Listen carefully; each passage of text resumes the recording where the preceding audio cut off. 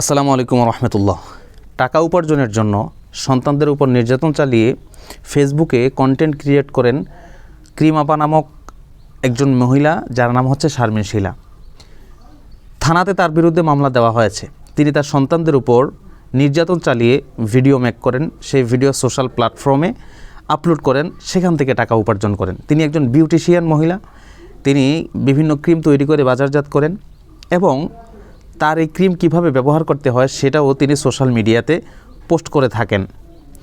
কখনো কখনো সন্তানদের বিভিন্ন খাবার ভিডিও, দুষ্টামের ভিডিও, সেগুলো তিনি সোশ্যাল মিডিয়াতে প্রচার করে থাকেন। তো এখানে সময় টেলিভিশনের যে নিউজটা আমি আপনাদেরকে দেখাচ্ছি স্ক্রিনে, সেখানে স্পষ্ট দেখতে পাচ্ছেন আপনারা যে টাকা আয়ের জন্য সন্তানদের উপর নির্যাতন করা হচ্ছে।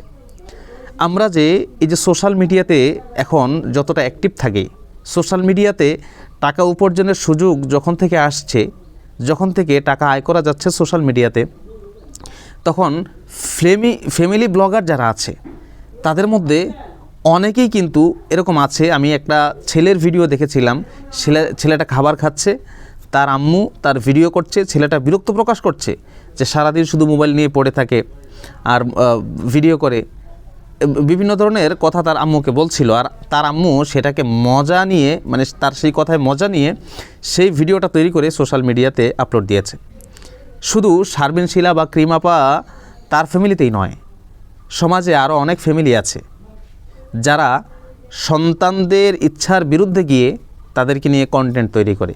সন্তান চায় না তারা কন্টেন্টের মধ্যে আসুক, সন্তান চায় না তারা সারাদিন মোবাইলের স্ক্রিনের মধ্যে থাকুক, তারপরেও তাদের মা বাবার ইচ্ছার কারণে তাদেরকে ভিডিওতে আসতে হয়, তাদেরকে কন্টেন্টের মধ্যে এসে সেগুলো সোশ্যাল মিডিয়াতে তাদের ফেসকে প্রচার করতে হয়। এই যে ইচ্ছার বিরুদ্ধেও যে অনেক সন্তান ফেসবুকে আসতে হচ্ছে, তাদেরকে ইউটিউবে আসতে হচ্ছে ভিডিওর মাধ্যমে, শুধুমাত্র তাদের মা বাবা ভিডিও কন্টেন্ট তৈরি করার কারণে, ওইটা তো দেখার কেউ নাই। এখানে যে শারমিন শিলার ব্যাপারে অভিযোগ উঠেছে বিদায় তার বিরুদ্ধে পদক্ষেপ নেওয়া হচ্ছে, তার বিরুদ্ধে অভিযোগ আসার পরে তার বিরুদ্ধে মামলা হয়েছে। এখন যাদের বিরুদ্ধে এরকম অভিযোগ ওঠে নাই, যারা পর্দার আড়ালে রয়ে গেছে, তারাও তো এরকম করছে, তাই না? তাদেরগুলো দেখবে কে?